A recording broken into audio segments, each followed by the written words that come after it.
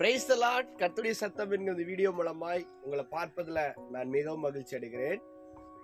ஒரு வைர வியாபாரி ஒரு கடை நடத்தி கொண்டு வருகிறார். அவங்க கடையில் என்று பார்த்தால் திடீரென்று ஒரு எலி உள்ள புகுந்து விடும் பொழுது அந்த எலி அங்க இருக்கிற ஒரு வைரத்தை முழுங்கி விடுகிறது.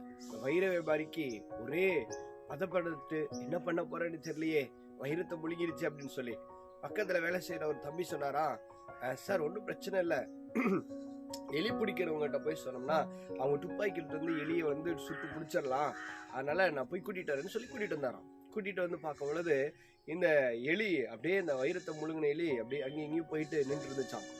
இப்படி நிக்கிற வேலையில அதோட இனத்தோட எல்லா எலிகளும் அது பக்கத்துல வரும்பொழுது இது மட்டும் தனியா நின்றுட்டு இருந்துச்சான். பார்த்த உடனே அந்த எலியை பார்த்து வைர வியாபாரி சுட்டுட்டாரு. அந்த வெளியை பிடிச்சிட்டாங்க. பிடிச்சி உள்ள இருக்கிற வைரத்தை வெளியே எடுத்துட்டாங்க. எடுத்ததுக்கு அப்புறம் அந்த வைர வியாபாரியோடைய ஓனர் கேட்கிறாரா, எப்படிப்பா கரெக்டா எலியை பிடிச்சி கரெக்டா சுட்டீங்க அப்படின்னாரா. அதுக்கு அந்த எலி பிடிக்கிறவர் சொன்னாரா, சார் அது ஒன்றும் பிரச்சனை இல்லை, தனக்குள்ளார அது வயிறு இருக்கிறதுனால அது யாருக்கிட்டையும் போய் சேரல சார் அப்படின்னு சொல்லி. அன்பு தேவ பிள்ளைகளே, அதே போலதான் இன்னைக்கு சில நபர்கள் ஏதோ ஒரு உயர்வு அல்லது ஏதோ ஒரு படிப்பு, பணம், ஏதோ ஒன்று வந்ததுக்கு அப்புறம் அவருடைய சொந்த குடும்பத்தோட உறவோட இன்னைக்கு சரியா பேசுறதுல சேர்றதில்ல. அப்படி எல்லாத்தையும் விட்டுட்டு தனிமைப்படுத்துக்கிறாங்க.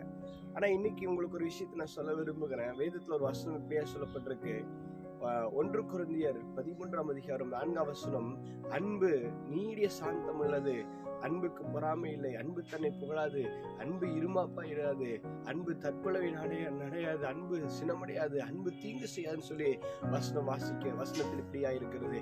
நாம் நம்முடைய வாழ்க்கையில் எவ்வளவு உயர்வுகள் மேன்மை வந்தாலும் நமக்கு கொடுக்கப்பட்ட உறவுகளோடு, நமக்கு கொடுக்கப்பட்ட குடும்பங்களோடு நாம் அன்புறலாய் இருந்தோம் என்றால் இந்த உலகத்தின் காரியங்கள் நம்மளை மேற்கொள்ள முடியாது, சத்துரு நம்மளை மேற்கொள்ள முடியாது. அதே போல இந்த வீடியோ பார்த்து கொண்டிருக்கிற தேவ பிள்ளைகளே, நம்ம எல்லாத்துடைய அன்பா இருப்போம். இயேசு நம்மிடத்துல அன்பாய் இருக்கிறார்.